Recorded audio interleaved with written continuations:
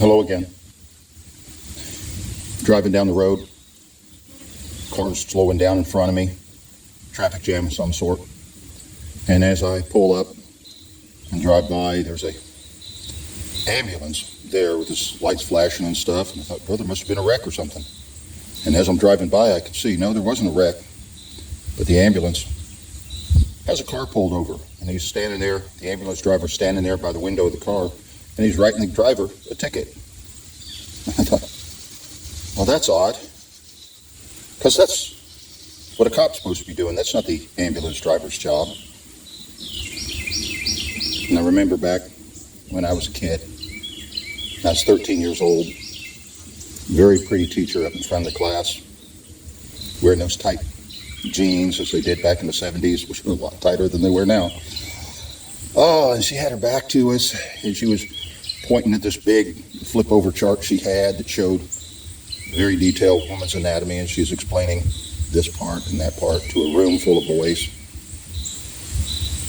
And you say, well, she shouldn't have been doing that. You know, there's a better way to teach sex education than something so graphic that's so inciting of the young boys' urges.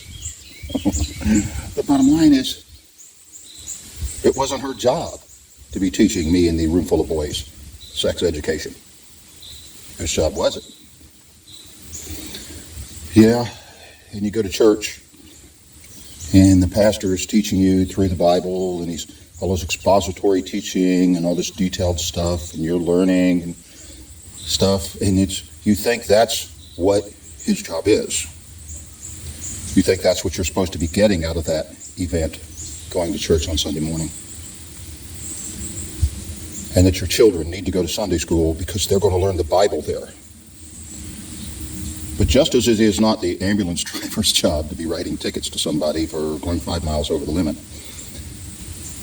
and it was not that really pretty with long brown curly hair teacher's job to be teaching me sex ed.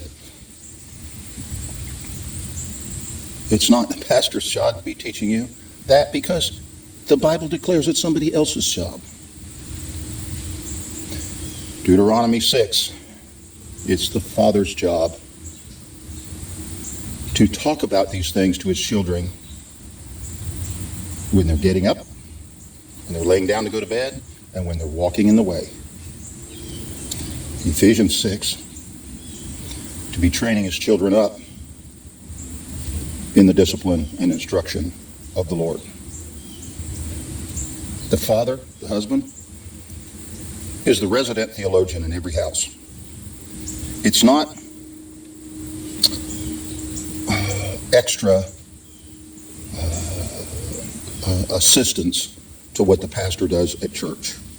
It is the way this stuff is supposed to happen in the home. No, he can't just hand it off for the pastor to do, like hiring a babysitter to do your job. Hire a babysitter to feed and raise and clothe your children? Really? That's the same thing as a father who lets a pastor teach the Bible to his family. It's not his job to do it. Being derelict in his duty. And just to reinforce this, when Apostle Paul,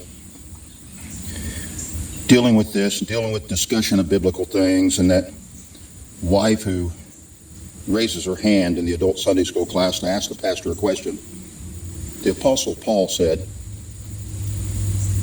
if she has any questions, she's supposed to ask her husband at home because he is her resident theologian. He's the one who's supposed to be teaching her through the Bible. Well, if that's not the pastor's job, then what is his job? Have you ever worked on a sheep farm? I have. I did the job of a shepherd. That's the role of a pastor. Well, my son turned 10 just the other day. Said, thanks for the ball, Dad, come on, let's play. Will you teach me to throw? I said, not today, I got a lot to do. He said, that's okay.